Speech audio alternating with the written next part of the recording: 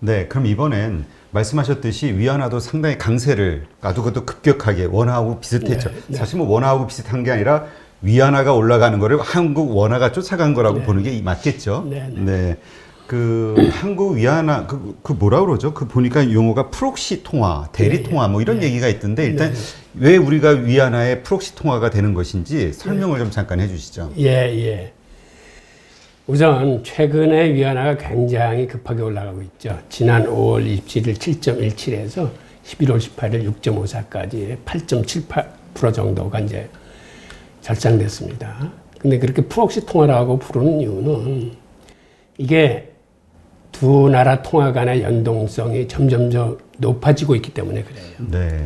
예전만 해도 0.7%였던 게 최근에는 이제 0.84가 넘을 정도로 이 동행 지수가 커지고 있는데, 그러니까 가장 중요한 거는 두 나라 간의 서로 무역 관계가 크기 때문에 그렇습니다. 중국으로 봤을 적에는 최대 수입국이 우리 한국이에요. 일본보다도 더 많이 중국에 수출하는, 세계에서 제일 많이 중국에 수출하는 나라가 우리 한국입니다. 그럼 우리나라 입장에서 살펴보면 우리나라 전체 수출의 한 3분의 1 가까운 물량이 중국으로 들어갑니다. 작년 같은 경우 중국 본토로 들어간 게 한 25% 정도 되고 홍콩으로 들어간 게 한 6% 정도 되는데 홍콩 수출의 82.6%가 그게 본토로 들어가는 수출이에요. 그러니까 홍콩의 수출은 대부분 중국 본토로 들어간다고 보시면 되고요. 그러다 보니까 전체 수출의 31%가 이제 중국으로 들어가고, 반면에 참고로 예전에 가장 컸던 미국 같은 경우는 이제는 수출 비중이 한 13.5% 정도로 이제 작아졌습니다. 그러다 보니까는 미국 달러보다는 중국 위안화하고 연동성이 이제 훨씬 커진 거죠. 그래서 국제결제은행에서 우리 원화의 실질 실효 환율을 계산할 적에도 그 비중을, 위안화 비중을 한 33% 정도 잡고 달러 비중을 한 14% 정도 적용을 하는데, 이 수치가 바로 그 우리가 양국에 수출하는 그 수출 비중하고 거의 비슷한 수치입니다. 네. 그러니까 그 다음에 우리가 중국에 수출하는 물량의 거의 80%가 이게 중간재 수출이에요. 네. 그러니까는 중국이 수출이 늘면 늘수록 우리가 중국으로 하는 수출도 같이 늘어납니다. 근데 최근에 중국의 수출이 굉장히 큰 속도로 늘어나고 있거든요. 오히려 코로나 이전보다도 더 많은 물량을 중국이 지금 수출하기 시작해요. 그 얘기는 우리 물량이 계속해서 거기에 비례해서 대중국 수출 물량이 늘어날 수뿐이 없습니다. 네. 사실 그 많은 분들이 그런 얘기를 하시더라고요. 2008년도 금융위기 이후에 한국이 정말 빠른 속도로 플러스 흑자 GDP 그 경제 성장률이 도달했잖아요. 다른 유럽이나 뭐 이거 다 헤맬 때. 그때 중국이 엄청난 경기 부양책을 써가지고 중국의 수출 물량이 늘어나면서 한국이 좀 더 빠르게 빠져나왔다. 근데 이번에도 마찬가지 현상이 벌어지고 있는 것이다. 이런 얘기를 하시더라고요. 예, 맞습니다. 근데 이제 하나 그 문제가 그렇게 우리 전체 수출액 가운데서도 뭐 수출 물량은 30몇 프로 정도 되지만 전체 무역 흑자의 거의 7, 80%가 중국이라고 또 그런 이야기가 있더라고요. 그렇죠. 거기는 중간재니까 중국은 안 살 수 없는 거고, 우리는 이제 그중에 이제 완제품이나 이런 걸 사니까 우리 수출 물량이 많을 뿐이 없으니까 무역 흑자가 커지는 거죠. 그러니까는 어떻게 보면 알짜배기 손님인 거죠. 그럼요. 알짜배기 손님인데, 근데 어쨌든 이제 미중 갈등 문제가 터지면서 우리 이 알짜배기 손님과 우리의 큰형님과 이 가운데서 이제 어떻게 할 것이냐, 이게 상당히 큰 어려움으로 남아 있는데, 그래서 이제 어쨌든 우리 원화를 위안화의 그 프록시 통화다, 대리 통화다 이렇게 표현을 하는 거군요. 예, 맞습니다. 네. 그런데 그 지금 잠깐 말씀하셨지만 중국 수출이 급격하게 늘어나고 있다. 근데 사실 미중 갈등 문제가 있었고 우리가 이제까지 나온 뉴스로 보면은 그래서 미국이 엄청난 그 압박, 그 다음에 관세 인상, 그 다음에 또 코로나 이후에는 전 세계적으로 뭐 유럽도 그렇고 뭐 책임 소재 문제로 중국에 대한 압박이 엄청나게 거셌기 때문에 중국의 어떤 뭐 호감도라든가 뭐 여러 가지 어려운 경제 상황이 어려운 상황으로 가 있지 않을까라고 예상을 했는데 오히려 수출은 엄청 늘어났다는 얘기잖아요. 예. 이 상황을 좀 설명을 해주시죠. 왜 그렇게 일어나는지. 그거는 중국 상품의 지금 생각보다는 가성비가 굉장히 좋습니다. 그러니까는 중국 상품을 사는 고객들이 예전에 중국 상품은 싸구려 제품이라는 인식이 있었는데 최근에 들어와서는 4차 산업에 편입이 되고 하면서 중국 상품이 생각보다는 가격에 비해서 퀄리티가 괜찮아요. 그러다 보니까 미국이 저렇게 급격하게 고관세율로 몰아치고 있는데도 오히려 수출이 더 늘어나고 있어요. 그 얘기는 그러한 고관세에도 불구하고 수출 물량이 늘어난다는 거는 세계 고객들이 생각하기에 그래도 중국 물건만한 상품이 없다라고 이제 판단하는 거죠. 네, 그게 결국은 지금 위안화가 가파르게 상승하고 있는 이유가 되는 건가요? 거기도 이유가 좀 있겠죠, 여러 가지. 그것도 한번 알아보겠습니다. 우선 중국의 위안화가 이렇게 가파르게 오르고 있는 이유는 중국도 마찬가지로 그 상품 수지에서 지금 흑자를 크게 보고 있고 그 다음에 자본 수지에서도 같이 흑자를 크게 보고 있어요. 우선 자본 수지 먼저 보면 중국의 달러 캐리 트레이드가 지금 중국으로 많이 들어가는데 이게 지금 5월 이후에 월 평균 한 181억 달러가 유입되고 9월에는 이게 280억 달러가 넘었어요. 반면에 주식장에서는 사실은 그렇게 큰 돈이 안 들어가고 있습니다. 주식장에는 지금 월 평균 한 15억 달러 정도 들어가고 있는 걸로 나타났고 근데 이러한 달러 캐리 트레이드가 이렇게 늘어나는 이면에는 미국과 중국 양국 간의 금리 차이가 크기 때문이에요. 네. 아시다시피 미국은 제로하고 0.25% 사이인데 중국의 그러니까 기준금리격인 1년 만기 대출 우대금리가 지금 연한 3.85%거든요. 그러니까 벌써 이 차이가 한 3.6% 정도 차이가 나고 10년물 국채금리만 보아도 중국하고 미국 사이에 한 2.5% 정도 차이가 납니다. 그러니까는 게다가 미국이 2023년까지 제로금리를 유지하겠다 그러니까 이제는 안심하고 달러가 금리가 높은 쪽으로 수익성이 높게 예상되는 쪽으로 이제 들어가는 거죠. 그다음에 우리를 위안화의 프록시 통화라고 부르는 이유 중에 하나가 중국으로 들어가는 자금의 일부는 우리 원화나 우리 삼성전자 주식 쪽에 투자하는 경우도 있어요. 이게 외국인들이 보기에는 연동성이 하도 크기 때문에 위안화나 원화나 이게 거의 같은 동격으로 보기 시작하면서 위안화는 홍콩이라는 것을 거쳐서 간접 투자가 시행되고 있는 반면에 우리 원화는 완전히 개방된 시장이기 때문에 그래서 한국 채권에 지금 외국 그 투자자들이 늘어나고 있는 거거든요. 게다가 삼성전자 주식 같은 경우는 안전한 대형주 테크주일 뿐만 아니라 이게 배당률이 2.5%고 우선주 같은 경우는 3% 정도가 되기 때문에 거의 중국 국채의 그 수익률하고 비슷해요. 그러네요. 3%면. 예, 그래서 최근에 그 삼성전자의 주식으로 이제 많이 몰리는 그런 형국이고 결론적으로 얘기해서 달러 캐리 트레이드는 외국인 입장에서 보기에는 이게 일석삼조의 투자입니다. 우선 지금 설명드린 금리 차에다가 그 다음에 중국은 아직까지는 국채 가격 상승의 여력이 있어요. 반면에 미국 국채는 이제는 국채 가격이 상승하는 것보다는 하방으로 열려 있어요. 그거는 떨어질 위험성이 더 커요, 가격이. 그러다 보니까는 수익성 측면에서도 미국 국채보다는 중국 국채를 선호하는 거고, 그 다음에 이들이 나중에 돈을 바꿔서 나갈 적에는 이제 환차익까지 볼 수 있는 거죠. 중국은 계속 통화가 강세로 가고 미국 달러는 약세로 가기 때문에 이 세 가지를 겨냥하기 때문에 앞으로는 아마 달러 캐리 트레이드가 더 세질 거예요. 게다가 근데 여기서 잠깐 질문을 드리면 이제 중국 국채 그러니까 국채 가격이 상승한다라는 거는 금리 자체가 높아지기 때문에 채권이 상승하게 되는 건가요? 아니면 금리 인하가 됐을 때 채권이 상승하게 되는 건가요? 금리가 떨어질 때 채권 가격은 올라가는 겁니다. 네.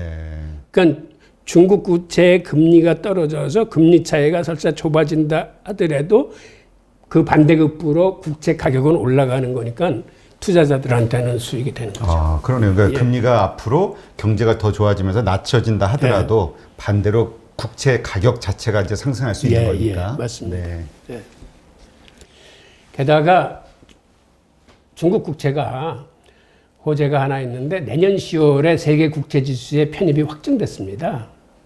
그건 이게 이제 세계 국채 지수로 들어가면은 그 지수 내에서 비중이 최소한 5, 6% 정도는 될 텐데 이거를 달러로 추정하면은 최대 1,500달러 정도의 규모의 새로운 그 자금이 중국 국채 시장에 유입된다는 걸 의미하거든요. 그래서 앞으로 중국 국채에 대한 선호도는 더 올라갈 것 같고, 그 다음에 중국은 수급 상황뿐만 아니라 펀더멘털 측면에서도 지금 쌍순환 정책이 지금 안착되는 어떤 이런 분위기예요. 즉 수출과 내수가 쌍두마차로 같이 커지고 있는데 중국 정부가 그 내수 경기 부양책을 쓴 데 힘입어서 2분기가 3.2% 성장하고 이번 3분기는 조금 더 성장해서 4.9% 성장을 했거든요.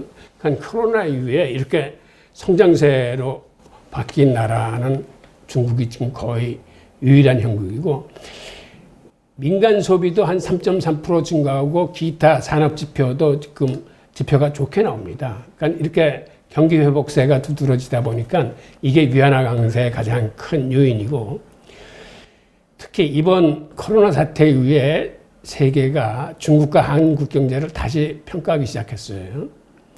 즉 코로나 사태를 유일하게 잘 선봉하고 있는 나라가 선진국 존에서는 한국이고 개도국 존에서는 이제 중국이라고 평가를 하면서 다시 투자자들의 그 투자 비중이 이제 늘어나는 추세로 이제 들어가고 있습니다.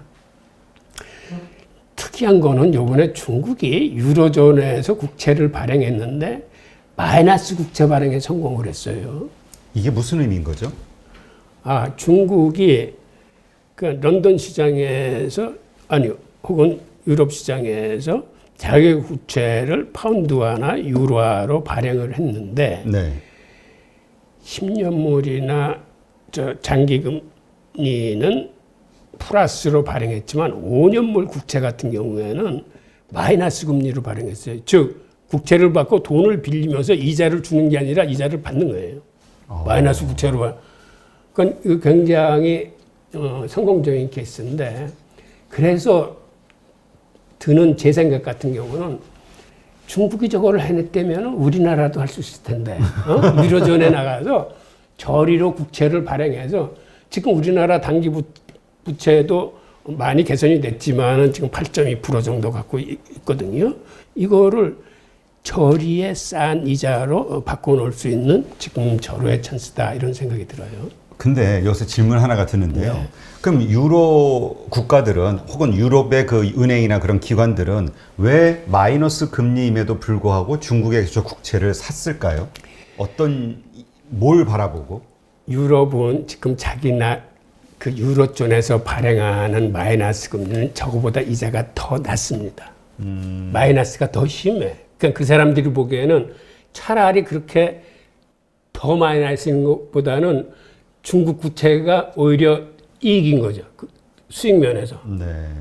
그러니까 저거는 마이너스 0.5%라고 그러면 자기네들이 발행하는 건 지금 마이너스 1%에 가까워질 정도로 아주 금리가 낮기 때문에 그들의 입장에서는 그 유로화 표시 국채를 사는 것보다 중국에서 발행한 국채를 사는 게 더 낫다고 판단하는 거죠. 아, 그러니까 이제까지 중국에 나왔던 국채는 중국엔, 그러니까 위안화 표시 채권인 거고 국채가 그거는 이자율이 3%이죠. 그렇죠. 그럼 어쨌든 유로로 발행했다라는 거는 환율에 대한 어떤 해지 리스크 같은 거에 대해서 조금 안심할 수 있기 때문에 마이너스 금리임에도 불구하고 샀다 이렇게 이해를 하면 될까요? 아, 왜냐면 딱 듣는 순간 왜 마이너스 뭐 이런 걸 사지? 왜 3%짜리 국채가 있는데? 그렇죠. 이런 생각을 했는데 아, 이거는 위안화 표시 국채인 거고 이거는 유로 표시 그렇죠. 국채로 그렇죠. 마이너스 금리니까 비교 대상이 자기네 유로 그 그렇죠, 그렇죠. 국채하고 비교할 수 있는 거네요. 맞습니다, 맞습니다. 아, 예. 그렇군요. 그 다음에 지금 이렇게 중국 국채가 선호되고 있는 요인의 하나는 지금 미국이나 유럽 쪽은 유동성 확대 기조가 아주 큽니다. 그리고 이게 앞으로 더 커질 거예요. 그러다 네. 보면 실질 인플레이션이 증가돼서 달러나 유로화는 이제 약세로 갔을 뿐이었거든요. 거기에 비하면은 위안화는 강세로 갈 확률이 크고, 그 다음에 미국과 유럽이 지금 코로나 재확산 속도가 예상보다 지금 심해요. 그래서 이제 국경 봉쇄뿐만 아니라 경제 봉쇄를 우려하고 있는데, 그리고 앞으로 2, 3년 동안 제로 금리를 계속 하겠다고 하니까 그 기간 동안에는 이제 달러 가치나 이런 게 계속 하락할 거라고 보기 때문에 투자자들이 중국 국채에 대한 그 선호도가 그런 측면에서 이제 더 높아지고 있습니다. 그런데 네. 중국도 이런 가파른 그 위안화 절상에 나름대로 큰 압박을 느끼고 있어요. 그래서 10월 11일 날 특단의 조치를 내립니다. 무슨 조치를 내렸냐면 그간에는 중국이 2018년도만 해도 경상수지 적자를 봤어요. 그래서 나라가 흔들릴 만큼 위험한 처지에 놓여 있었었는데 그게 다행히 지난해서부터 이제 흑자로 전환되긴 했습니다만은 그때 무슨 제도를 취했냐면 자본 유출을 막기 위해서 인민은행에서 달러를 매입할 적에 그 매입 금액의 20%를 예치하는 예치 제도를 만들었습니다. 그는 가서 이제 돈만 바꿀 수 있는 게 아니라 달러를 매입하려면 그만큼 20% 정도의 이제 보증금을 맡기는 거죠. 근데 요번에 이 제도를 폐지했어요. 아. 이 얘기는 설사 자본 유출이 있더라도 절상을 막아야 되겠다는 거죠. 그러니까 좀 다급했던 거네요. 다급한 거죠. 이 자본 유출을 풀어줄 정도로 지금 다급한 겁니다. 중국은. 그래서 이제 저 조치가 나온 후에 그 절상 속도를 좀 막 누르나 했더니 그 후에 잠시 막다가 다시 튀어오르더라고요. 그만큼 중국도 지금 달러 수급이 많이 들어오고 있다는 걸 의미를 하는 거예요. 근데 교수님, 이 현상에 대해서 좀 이런 의견도 있거든요. 뭐냐 하면은 지금 미중 갈등 문제 이런 것들, 그다음에 그러니까 미중 갈등 문제를 해결하기 위해서는 계속 이제 싸워야 되니까, 그리고 또 하나는 쌍순환 그 정책을 통해서 내수 시장을 키워야 하는데 이러한 것들이 모두 돈이 필요한 건데 이제까지는 중국 정부 스스로 해왔다면 이번에 외국의 자금으로 이 모든 일을 끌고 가려고 한다. 그래서 그러려면 뭐 높은 금리, 그다음에 위안화 강세 이거를 정부 차원에서 용인을 해줘야 달러 캐리 트레이드가 더 심하게 들어오니까, 그러니까 자금이 많이 들어오니까 이런 이유 때문에 이렇게 방치하는 것이다. 이런 의견도 있던데요. 그럴 수 있죠. 그럴 수 있죠. 재작년에 그들이 그 상반기에 잠깐 적자를 봤는데 아마 시급했을 거예요. 중국 같은 경우 경상수지 적자를 보면 그걸 당해낼 수가 없습니다.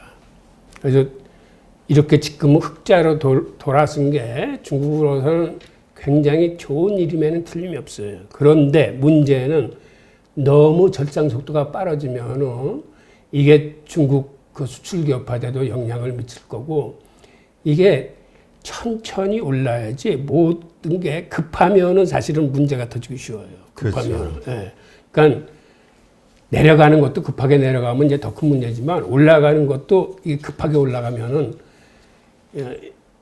경제가 이렇게 조화롭게 순항하지 못하고 이렇게 뭔가 그 부작용이 생길 수 있는 거죠. 당장 뭐 수출 기업들은 이익이 확 줄겠죠. 혹은 뭐 적자 날 수도 있고요. 맞습니다. 그래서 그런 의미에서 이제 한계 기업이 정리된다거나 하는 거는 이제 어느 정도 수용을 하겠지만 그 이상으로 문제가 번지는 거를 중국 정부가 원하지는 않을 거예요. 그러니까 지금 이 외환 시장에 개입을 하는 것 같습니다. 네. 근데 아까 교수님 말씀하셨듯이 정부가 시장에 개입해가지고 성공한 사례가 별로 없지 않나요? 네, 없어요. 네. 그러면 이러한 것들이 사실은 그 지금 중국 정부가 원하는 상황이긴 했지만 이게 속도나 아니면 폭이 좀 너무 크다는 거잖아요. 네.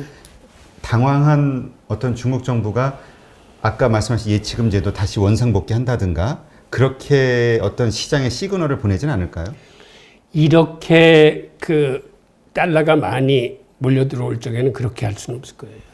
그건 또 그 나름대로의 부작용이 있기 때문에, 그러니까 중국 정부로서는 달러 들어오는 건 오케이. 이건 좋은 현상인데 너무 속도가 빠르다. 이게 너무 그 위안화를 급격히 절상시킨다 하는 게 문제지 들어오는 것 자체는 괜찮은 거죠.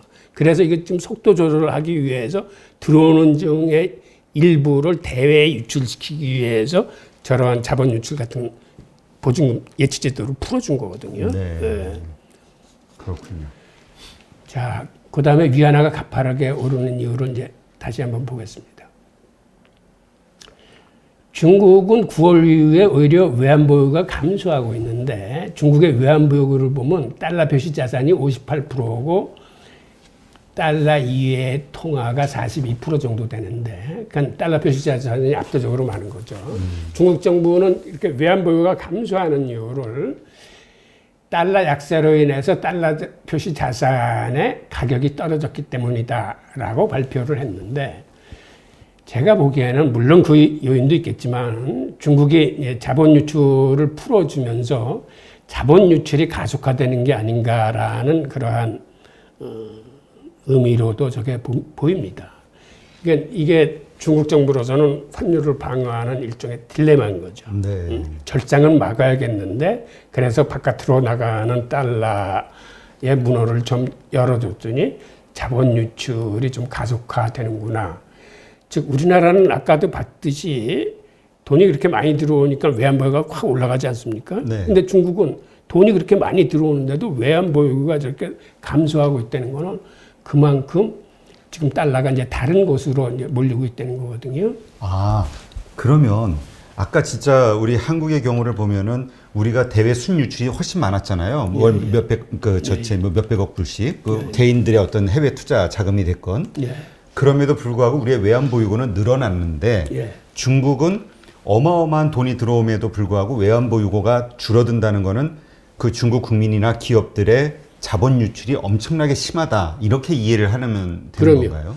예, 그건 이제 자본 유출이라는 단어보다도 대외 투자? 순자산 증가가 늘어나고 있는 거죠. 그게 어느 쪽인지는 모르지만은 그러니까 투자를 하는 거군요. 그쪽도 그러니까 마찬가지로. 그게 기업이 투자할 수도 있고 개인이 해외에 재테크 할 수도 있고 일부는 자본을 빼돌릴 수도 있는 거죠. 그게 다 이제 그 범죄에 포함되는 거죠. 그러면 저게 뭐 외환 보유고가 줄어든다는 것 자체가 크게 뭐 부정적인 건 아니네요. 대신 해외 순자산이 또 증가하고 있는 거니까. 네, 근데 저거를 알려면 사실은 그 자산이 지금 해외 쪽이나 외환기금이나 이런 거를 사실은 다 한번 파봐야 되는데요. 네. 공개를 안 하죠. 네, 쟤네들은 늦어요. 아, 늦게. 그래서 제가 통계를 구하지 못해서 우리 거는 써놨지만 쟤네들 통계를 못 쓰는 거예요. 그 다음에 사실은 더 중요한 이유는 지금 중국의 무역 국자가 굉장히 늘어나고 있어요. 지금 수출이 어느 정도 늘어나냐면 8월, 9월 여기까지 발표를 했는데 이게 거의 한 10%씩 늘어납니다. 월이요? 예. 그래서 9월의 수출은 지난 5년간 최대 수치를 지금 이루고 있거든요. 그만큼 지금 중국 수출의 증가세가 굉장히 가팔라요. 그리고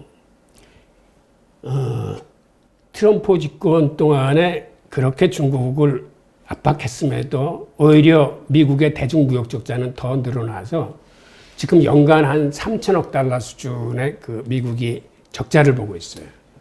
그리고 6월 이후에 중국의 무역 흑자를 보면은 월 평균 한 535억 달러씩 들어옵니다. 그러니까 여기다가 그 아까 자본 수지에 200억을 더하면은 연평균 한 730억씩 들어오기 때문에 사실 엄청난 물량이 지금 중국으로 들어오는 거예요, 달러가. 네. 그러니까 중국의 위안화가 절상으로 갈 수뿐이 없는 거죠. 게다가 서비스 수지가 중국 사람들이 해외여행을 못 가니까 저기에서 대폭 개선이 됐어요. 사실은 예전에 상품에서 돈 벌어서 그 서비스 수지로 까먹는 그런 구조였었는데 이게 코로나 덕분에 저쪽에서 돈을 안 까먹으니까 저게 고스란히 중국 그 외환시장으로 이제 들어오는 거죠. 그 통에 그 절상세가 우리나라 다음으로 중국이 큽니다. 그럼 이 얘기는 결국 그 뭐라고 할까요? 이제까지 미국의 중국 그 억누르기, 그러니까 중국의 국력을 약하게 하려는 여러 가지 시도들 이게 실패했다 이렇게 봐야 되는 건가요? 아니 그렇게 보기는 힘들고요. 그게 내 기술이나 어떤 패권적인 측면에서는 유효한데 무역에서만은 그게 유효하지 않습니다. 왜 그러냐면 미국이라는 나라 자체가 전체 GDP에서 제조업이 차지하는 그 포션이 한 11%뿐이 안 돼요. 그러니까는 어차피 미국은 환율이나 관세 가지고 미국의 그 무역 수지를 조절할 수 있는 능력이 없습니다. 그러니까는 예전에 플라자 합의 때에도 무역 수지 적자를 줄여보겠다고 일본의 엔화하고 마르크화를 그렇게 절상시켰거든요. 그럼에도 불구하고 무역 적자는 더 늘어났어요. 사실은 요번에도 마찬가지예요. 그러니까 환율을 가지고 무역 수지를 적자하겠다는 발상은 사실은 이거는 트집 잡기 위한 거지 환율을 가지고 무역 수지를 조절할 수 있는 그러한 체제가 아니에요. 네, 그렇군요. 어쨌건 중국은 어쨌건 무역과 관련해서는 계속 GDP를 그러니까 그 실적을 계속 높여나가고 있고 미국의 엄청난 그런 압박에도 오히려 미국을 향해서도 더 수출액이 늘어나는 그런 효과가 있었네요. 예, 맞습니다. 네. 예.